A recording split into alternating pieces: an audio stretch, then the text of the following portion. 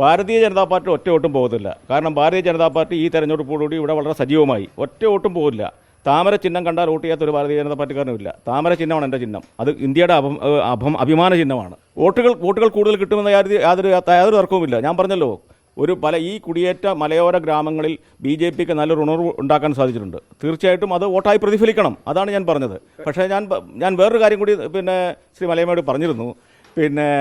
ആ കാര്യത്തിൽ ഉണ്ടായ ചില ബുദ്ധിമുട്ടുകൾ ഞാൻ പറഞ്ഞിരുന്നു. കാരണം കേരളത്തിലെ 139 MLA-മാരും MP-മാരും ഈവൻ പഞ്ചായത്ത് പ്രസിഡന്റ് മുതൽ ഇങ്ങോട്ടുള്ളവർ ഓരോ വീടുകളിലും കയറി ഇറങ്ങാണ്.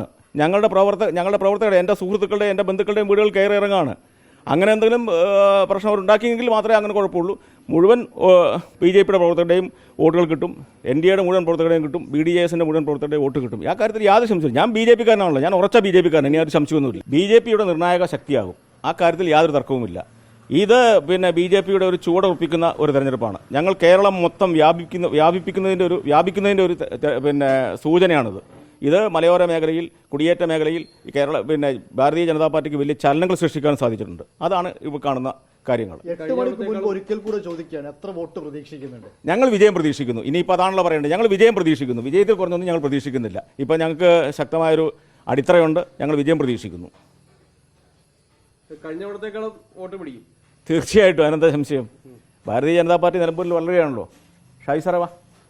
അപ്പോൾ പാർട്ടി വളരെ ശക്തമാണ്. ഷാജു ചെറിയാൻ സാർ, അദ്ദേഹം എൻ്റെ അയൽവാസിയാണ്. അൻവറിനേക്കാളും താഴെ 4ാം സ്ഥാനത്തേക്ക് പോകുന്നതാണ് പൊതുവെയുള്ള വിലയിരുത്തൽ. അതങ്ങനെ വിലയിരുത്തുന്നുള്ള കാര്യം ഞാൻ നേരത്തെ സൂചിപ്പിച്ചിട്ടുണ്ട്. 2004 തെരഞ്ഞെടുപ്പിൽ മൂവാറ്റുപുഴയിൽ NDA സ്ഥാനാർത്ഥിയായിരുന്ന PC തോമസ് വിജയിക്കില്ല എന്ന് കണ്ടതാണ്. അത് മാറിയില്ലേ?